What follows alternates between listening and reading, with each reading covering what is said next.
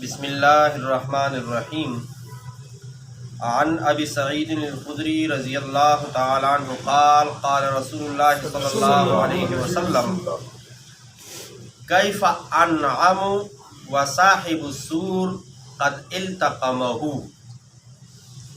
واصغى سمعه وقنا جبهته ينتظر متى يؤمر بالنفخ فقالوا یا رسول اللہ فما تأمرنا قال قولوا حسبنا اللہ ونعم الوکیل۔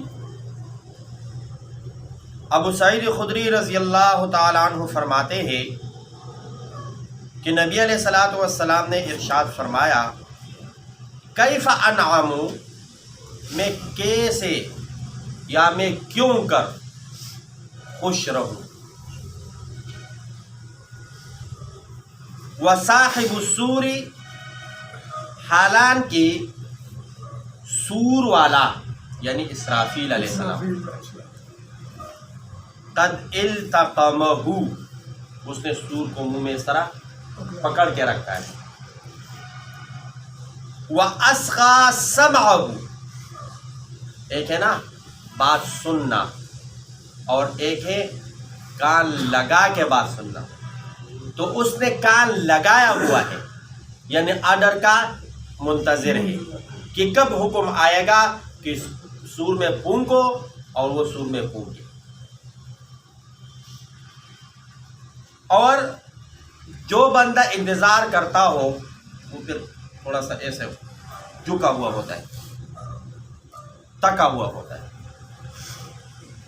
ينتظر متى يؤمر بالنفخ، اور وہ اسی انتظار میں ہے کہ اس کو کب سور میں پھونکنے کا آرڈر ملے، حکم ملے۔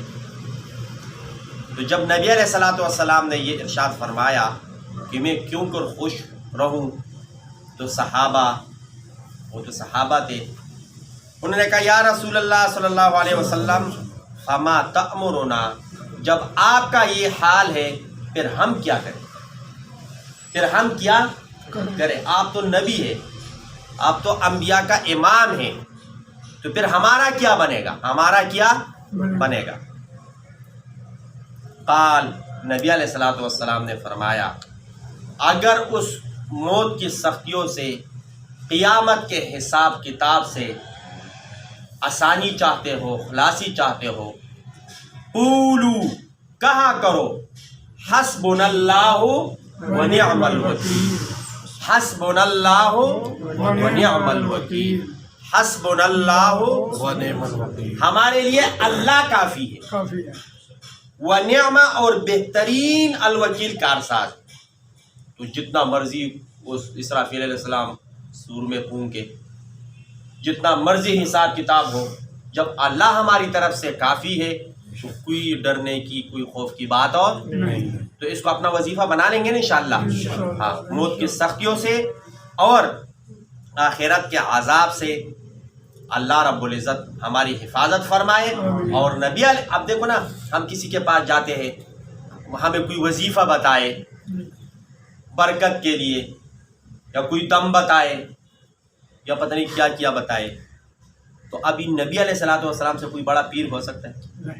اب وہ ہمیں یہ وظیفہ دے رہے، حسبنا اللہ ونعم الوکیل۔ تو کوشش کریں گے کہ ہر وقت یہ پڑھا کریں۔ اللہ رب العزت نبی علیہ الصلوۃ والسلام کے ہر حدیث پر عمل کرنے کی توفیق عطا فرمائے۔